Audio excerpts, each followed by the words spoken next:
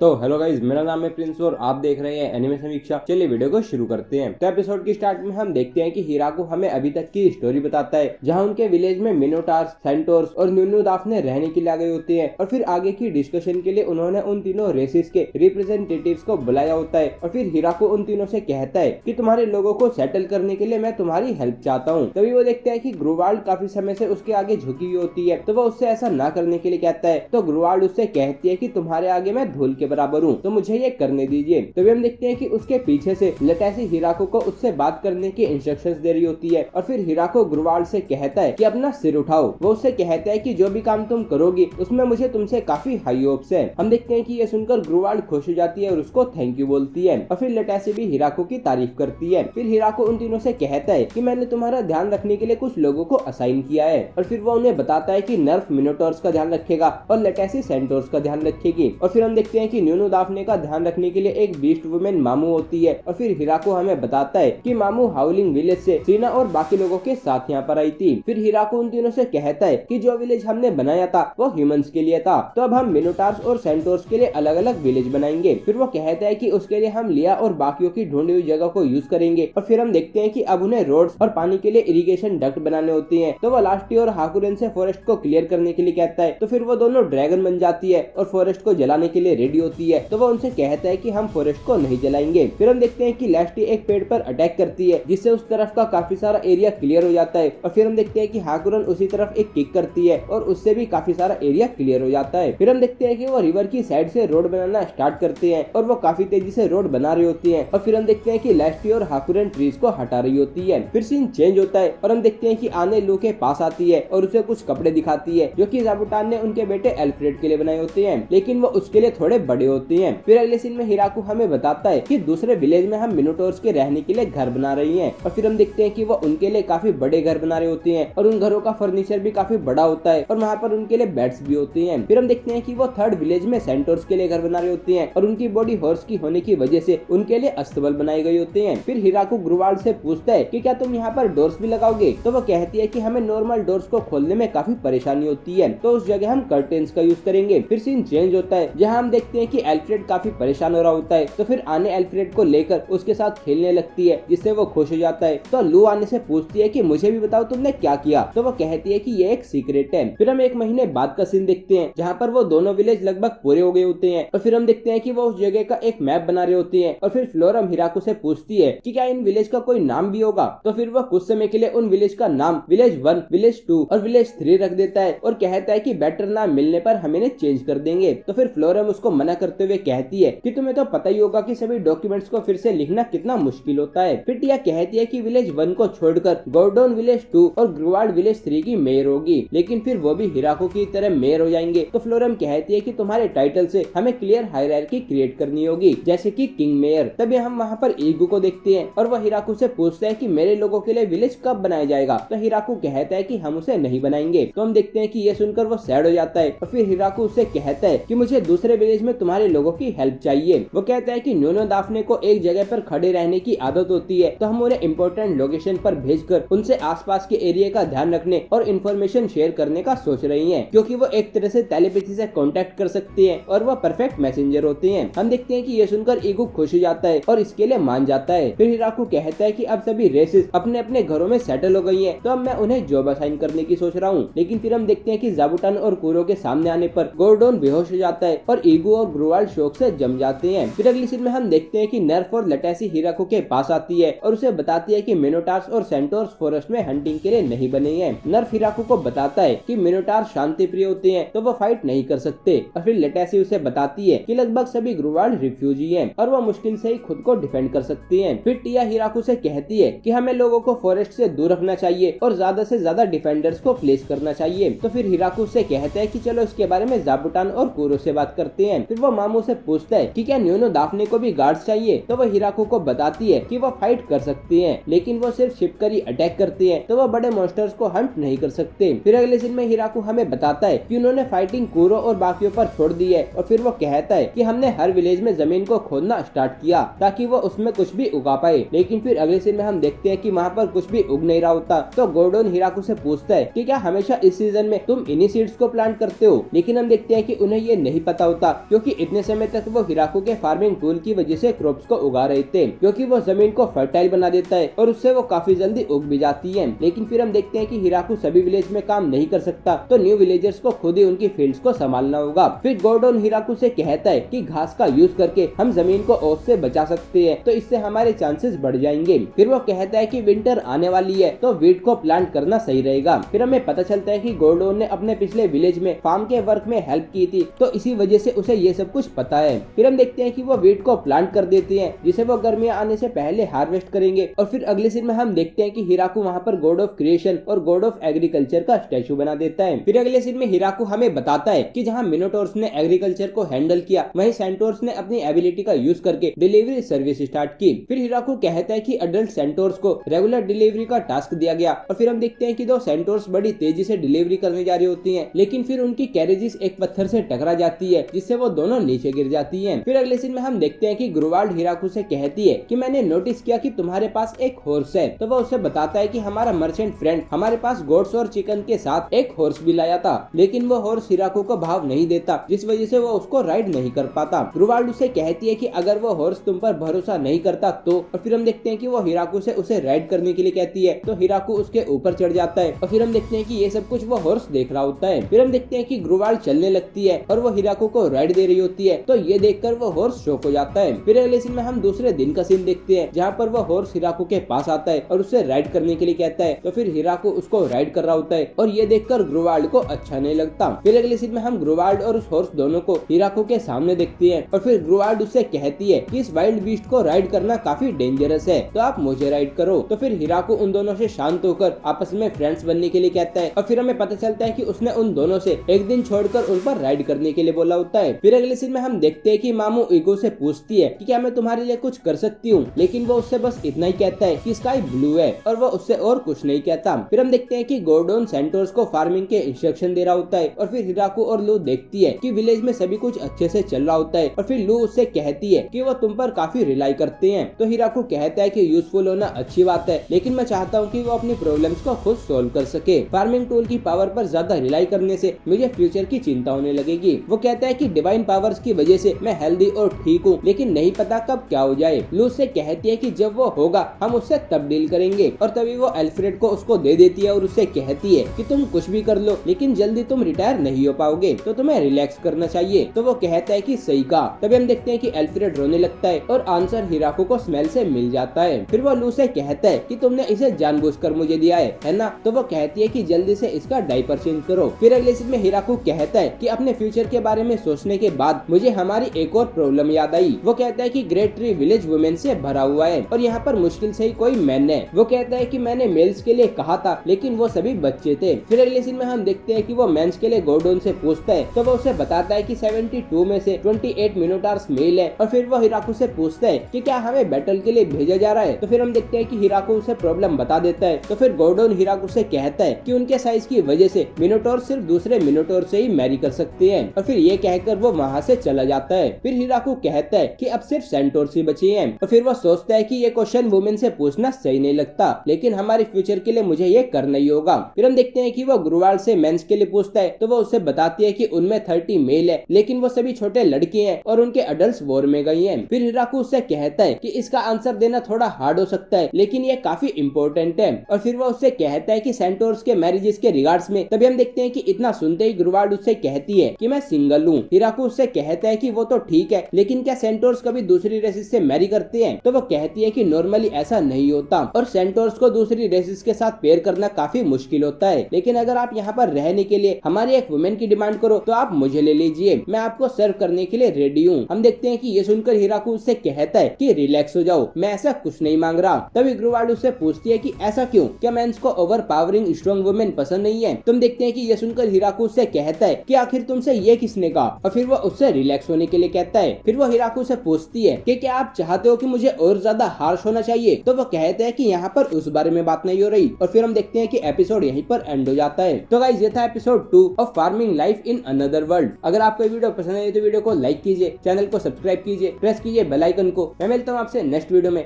Thank you.